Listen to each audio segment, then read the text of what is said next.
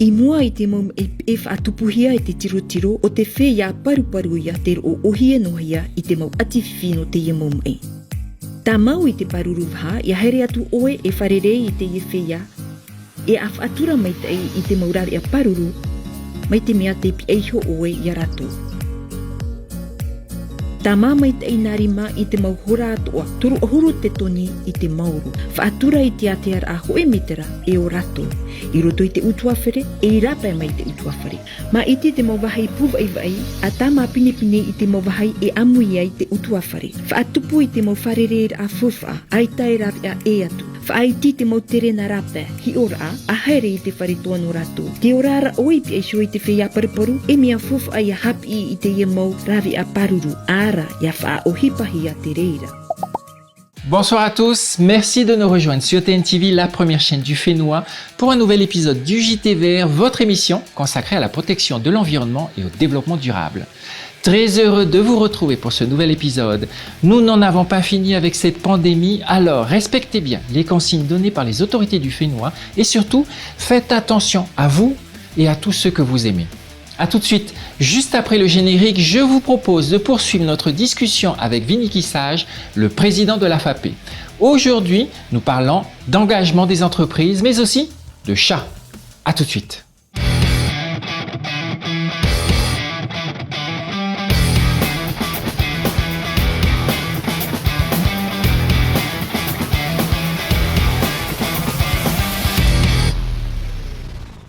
Le saviez-vous ?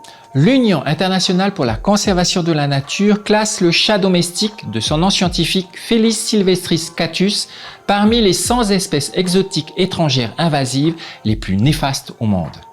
Des études au Royaume-Uni estiment que les chats tuent chaque année de 52 à 63 millions de mammifères, de 25 à 29 millions d'oiseaux et de 4 à 6 millions d'amphibiens et de reptiles.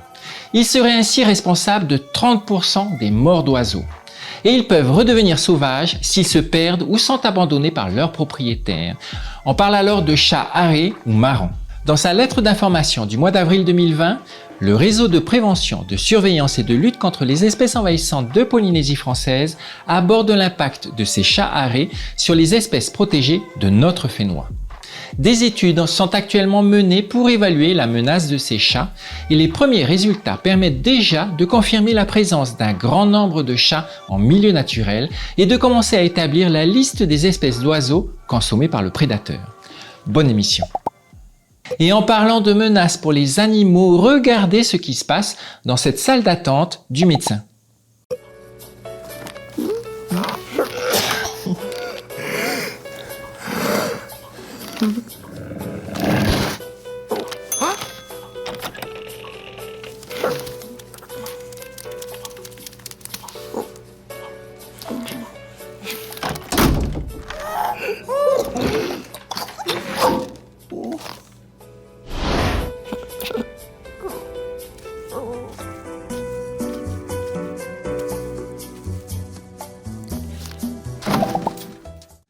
Toujours proposée par l'ONG Plastic Change, cette vidéo montre, avec une pointe d'humour noir, à quoi pourrait ressembler la salle d'attente d'un médecin des animaux aquatiques.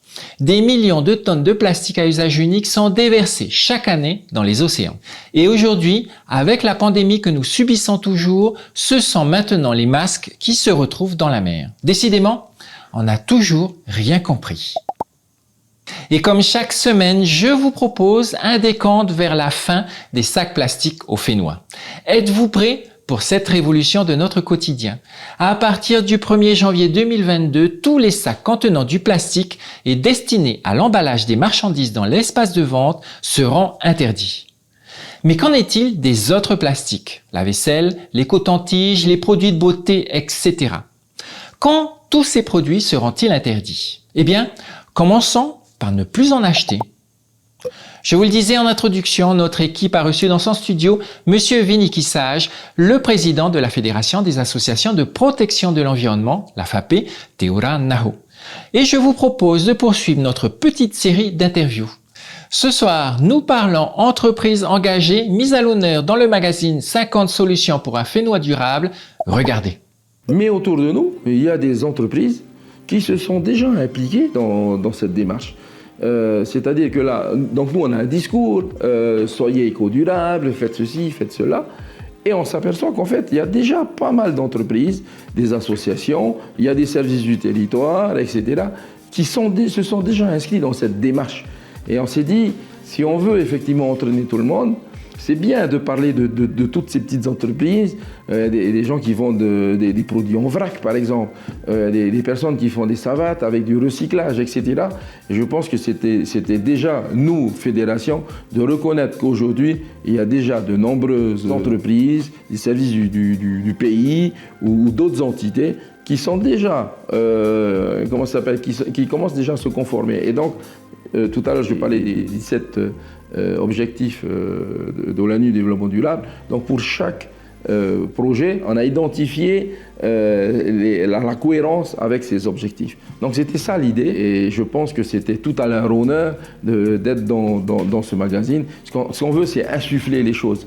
C'est entraîner le maximum de personnes et le maximum d'entreprises. On veut donner un prix. Au même titre qu'aujourd'hui, les communes on donne des prix aux communes. La commune qui a le mieux traiter les déchets, etc. Ce qu'on aimerait, c'est la même chose. Avoir un prix spécial pour ceux qui s'inscrivent vraiment dans un développement durable, parce qu'il n'y a que comme ça qu'on y arrivera.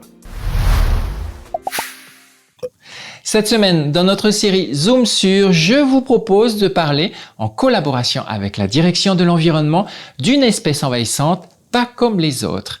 Comme indiqué dans mon édito de ce soir, le chat peut avoir un impact non négligeable sur notre biodiversité. Regardez.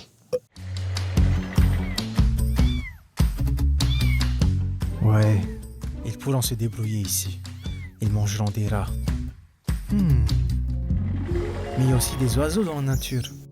Ces chatons deviendront des prédateurs d'espèces endémiques. Je ne peux pas les abandonner dans la nature. Je vais les faire adopter et faire stériliser mes chats.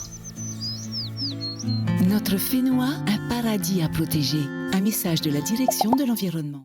Et pour terminer notre JT vert, je vous propose cette semaine de nous rendre juste à côté, dans notre océan, et découvrir les histoires de pêcheurs.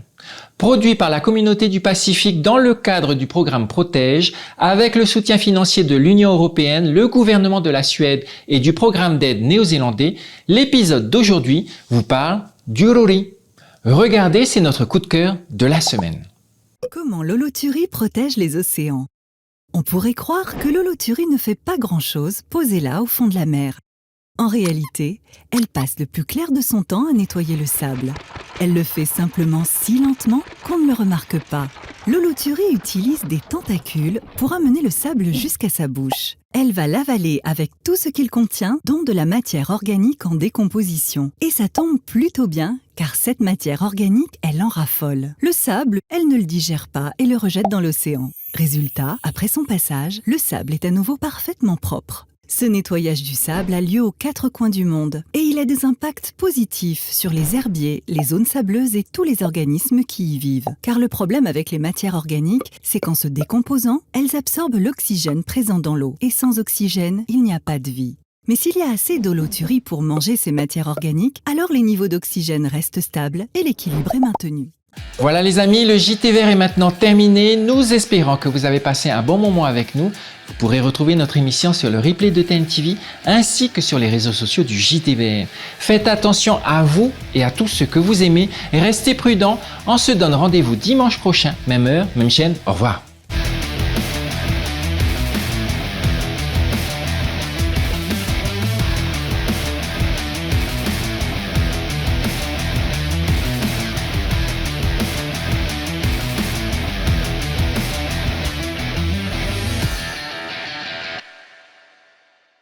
Prochainement, dans le JT vert, nous poursuivons notre discussion avec le président de la FAPE, M. Viniki Sage. Dimanche prochain, nous parlerons également de la propreté de vos chaussures. Restez connectés, c'est dimanche prochain dans le JT vert.